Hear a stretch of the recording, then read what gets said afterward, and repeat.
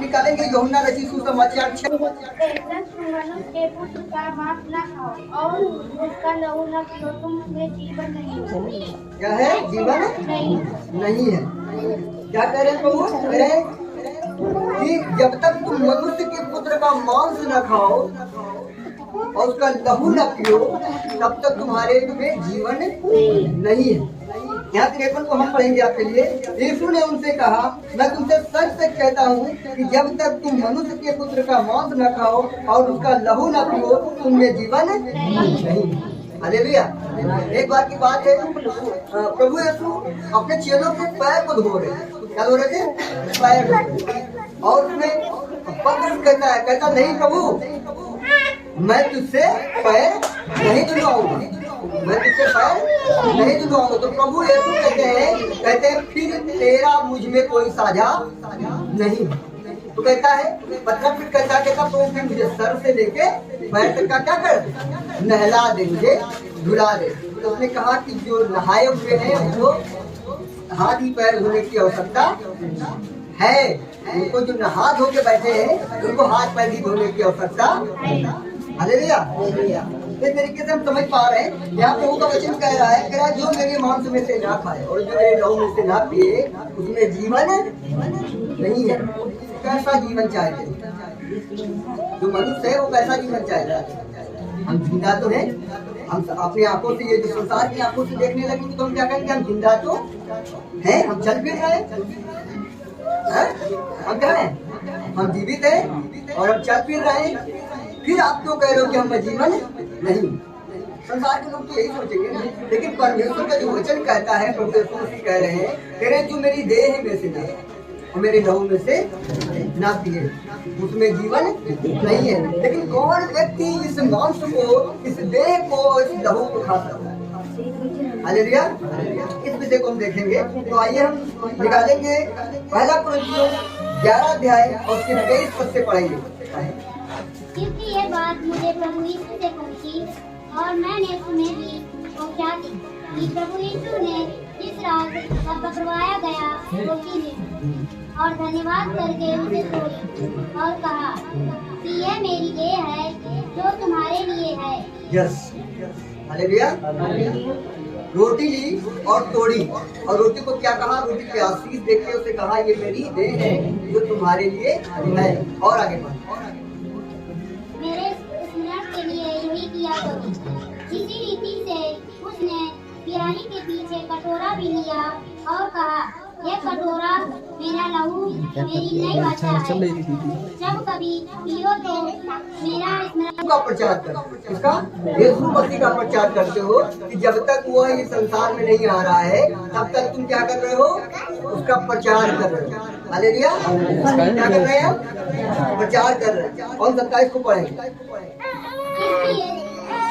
जो कोई अनुचित रीति से प्रभु की रोटी खाए या उसके कटोरे में से पिए, वह प्रभु की देह और लहू का अपराधी ठहरेगा। हालेलुया। अब यहाँ पे प्रभु पहले क्या कह रहा है? कह रहा है खाओ। क्या कह रहा है? खाओ, शामिल हो। जो नहीं खाएगा उसमें जीवन नहीं। लेकिन यहाँ पे प्रभु एक शर्त रखे दे रहा है। क्या शर्त है? अनुचित रीति। क्या है अनुचित रीति? जब तक पूर्णतः पवित्र हो के परमेश्वर के पास ना हो, तब तक यदि से हम प्रसाद समझ के, भोज समझ के, या खाने की वस्तु समझ के, या इस तरीके से खाते हैं कि ये हमारे लिए क्या है? खाने की वस्तु है। यदि हम इसको खाएंगे तो हमारी शक्ति आ जाएगी, हम चमत्कार होंगे, तो ऐसा नहीं होगा। क्यों नहीं होगा? क्योंकि जब आप अनुचित रीति से खाएंगे तो क्या होगा आपके जीवन में? आपके जीवन में समस्याएं आएंगी। अनुचित रीति क्या है? अभी आपके बीच में अनुचित रीति की बात हो रही है, लेकिन जब अनुचित रीति की बैठे नहीं, बिल्कुल अरे किसी के प्रति बुरा अगर सोच रहे हैं, चोरी है, सब आज से होते हुए अगर हम सोचते हैं कि इस चीज को ले लेंगे तो किसी चीज को ले लेते हमारे साथ ऐसा नहीं। बिल्कुल बिल्कुल भाई ने सही बताया। और भी लोग बताए, और लोग भी बताएं कि क्या है अनुचित रीति। मैंने भी बताया कि क्या है अनुचित रीति में लिखा है। इसलिए जो कोई अनुचित रीति से प्रभु की रोटी खाए या उसके कटोरे में से पिए वह प्रभु की देह और लहू का अपराधी ठहरेगा। क्या ठहरेगा? देह और लहू का अपराधी ठहरेगा। इसलिए मनुष्य अपने आप को जांच ले। क्या करना है? मनुष्य अपने आप को जांच ले और इसी रीति से इस रोटी में से खाए और इस कटोरे में से पिए, क्योंकि जो खाते पीते समय प्रभु की देह को ना पहचाने वह इस खाने और पीने से अपने ऊपर दंड लाता है। समझ में आ रहा है? जो खाते पीते अपने आप को ना पहचाने वो खाने पीने के बाद में अपने ऊपर क्या करेगा? दंड लाएगा। हालेलुया। दंड सुन लीजिए क्या क्या दंड है। क्योंकि जो खाते पीते समय प्रभु की देह को ना पहचाने वह इस खाने और पीने से अपने ऊपर दंड लाता है। इसी कारण तुम में बहुत से निर्बल और रोगी हैं और बहुत से सो भी गए हैं। हालेलुया। इसी कारण कि बहुत से लोग निर्बल हैं, रोगी हैं और बहुत सारे लोग प्रभु में तो भी गए हैं। वो मेज में शामिल होने से पहले अपने जीवन को जांचते नहीं है और नहीं जांचते हैं, इसलिए वो अपराधी ठहरते हैं। किसके? मांस और लहू के अपराधी ठहरते हैं और उन पर दंड आ जाता है। क्या आ जाता है? दंड आ जाता है। कैसा दंड? वो बीमार हो जाते हैं, वो रोगी हो जाते हैं। क्या हो जाते हैं? वो दुर्बल हो जाते हैं। दुर्बलता की आत्मा उन्हें जकड़ लेती है। वो प्रभु में होने के बाद भी छुटकारा उन्हें नहीं रिलीज होता। उनके जीवन में परमेश्वर की सामर्थ्य नहीं प्रकट हो पाती, क्योंकि उन्होंने प्रभु की देह को अनुचित रीति से अपने जीवन में लिया है। हालेलुया। समझ में आ रहा है? यदि कोई भी व्यक्ति अनुचित रीति से लेता है और वो बीमार पड़ जाता है तो क्या कहेंगे? आपके पड़ोसी क्या कहेगा? आपको नाम धराई करेगा। तुम तो मसीह में हो, तुम तो बराबर प्रार्थना में लगे रहते हो, हमको देखो हैं? हम तो सृष्टि की आराधना करते हैं, हम किसी की आराधना नहीं करते। हम नास्तिक हैं।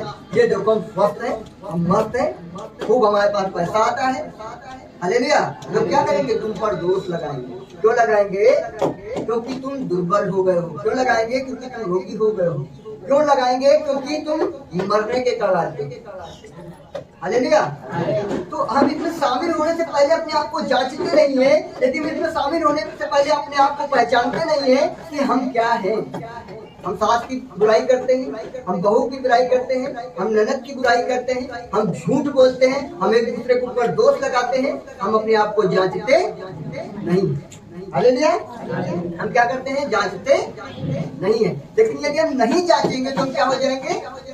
दुर्बल हो जाएंगे, रोगी हो जाएंगे और ऐसा समय आएगा कि हम घिट के जब इस पृथ्वी से बने हैं, इस मिट्टी से बने हैं और इसमें क्या करेंगे? मिल जाएंगे और लोग परमेश्वर की निंदा करेंगे, लोग हमारी निंदा करेंगे। प्रभु के नाम की नाम धराई होगी, प्रभु के नाम की नाम धराई होगी और हमारे नाम की भी नाम धराई होगी। हम कहेंगे इतने दिन से तो प्रभु आप में है, लेकिन हमारे जीवन में ऐसी समस्याएं क्यों आती हैं? समझ पा रहे? तो इतने दिनों से हम आप में हैं, हम आप में अपने जीवन को बिता रहे हैं, आपके वचनों पे चलते हैं। समझ रहे? और जो वचनों पे चलते हैं वो बुराई से अलग रहते हैं। समझ में आ रहा है? यहाँ पर प्रभु के वचन में लिखा है कि बहुत से सो गए हैं। और 31 को पढ़ेंगे तो लिखा है, यदि हम अपने आप को जांचते तो दंड ना पाते, परंतु प्रभु हमें दंड देकर हमारी ताड़ना करता है, इसलिए कि हम संसार के साथ दोषी न ठहराए जाए। हालेलुया। संसार के साथ दोषी ठहराने का मतलब है जब हम उस लाइन में खड़े होंगे, जब हम उस कगार में खड़े होंगे, जब न्याय का समय हमारे सामने होगा तो हम क्या होंगे? उस संसार के लोगों के बीच में नहीं गिने जाएंगे। हमारी लाइन अलग होगी। हालेलुया। हमारी लाइन अलग होगी। और प्रभु के वचन में लिखा है जो प्रभु में सो गए हैं वो जो मसीह आएगा तो सबसे पहले वही क्या होंगे? जी उठेंगे और जो जीवित है वो बदल जाएंगे और परमेश्वर के साथ उस आसमान पर जहाँ प्रभु होगा वहाँ पे हवा में उठा लिया जाएगा। हालेलुया। यदि आप प्रभु के पास जाना चाहते हैं, या परमेश्वर की देह में आप शामिल होने के बाद अपने जीवन में परमेश्वर के जीवन को अनुभव करना चाहते हैं तो अपने आप को जांच लेंगे। हालेलुया। आपको जांचने की आवश्यकता है, कहीं आप बुराई में तो नहीं फंसे, कहीं आप व्याभिचार में तो नहीं फंसे, कहीं आप चोरी में तो नहीं फंसे, कहीं आप ईर्षा लोभ घमंड तो नहीं करते, कहीं आपने अपने शत्रुओं को क्षमा तो नहीं किए। ऐसा तो नहीं कि आपका अपने विरोधी अपने शत्रु को क्षमा नहीं किए और परमेश्वर का प्रकोप आपके ऊपर है और आप इस इमेज में शामिल होते हैं, तो आप क्या होंगे? निर्बल होंगे, आप दुर्बल होंगे, आप कमजोर होंगे, आप बीमार होंगे और क्या होंगे?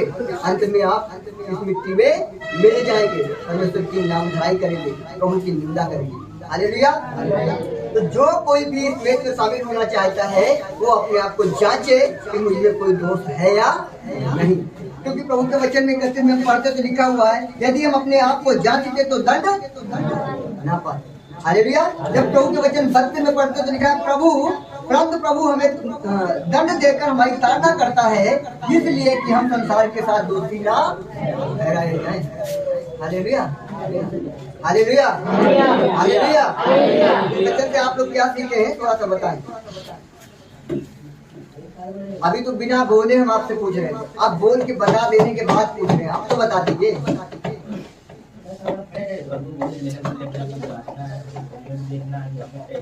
ना देखे वो क्या कर रहा है, अपने आप ठीक है कि बपतिस्मा लेने से और इसको लेने से आप जो है ना ये ना समझे कि मैं बात ही लेना। ठीक है, अगर पेट भरने के लिए इस में शामिल होना है तो घर में जाके खा लीजिए, पेट ना भरिए। हालेलुया। जैसे बहुत सारे लोग जो कहते हैं बपतिस्मा लिया तो हम प्रभु भोज भी लेंगे, क्या कहे हैं? हम बपतिस्मा लिए तो प्रभु भोज भी लेंगे, हमारे लिए जरूरी है, हम तो लेंगे ही। हालेलुया। क्या कहते हैं? हमारे लिए जरूरी है, हम तो लेंगे ही लेंगे। हमने बपतिस्मा लिया है, हमने उस बहन के साथ डुबकी लगाई थी और हम भी इस मेज में शामिल होंगे। लेकिन आप अपने जीवन को देखिए कि हमने उस बहन के साथ डुबकी लगाई थी, वो बहन अपने जीवन को कैसे जी रही है और मेरा जीवन कैसा है। हालेलुया। हमें अपने आप को जांचने की आवश्यकता है, हमें अपने आप को जानने की आवश्यकता है और आप अपने शरीर को, अपनी आत्मा को, अपने मन को आपसे बेटर और कोई नहीं जानता। हालेलुया। तो अपने आप को जांचिए। आइए हम प्रार्थना करेंगे और अपने आप को जांचने के लिए विनती करेंगे।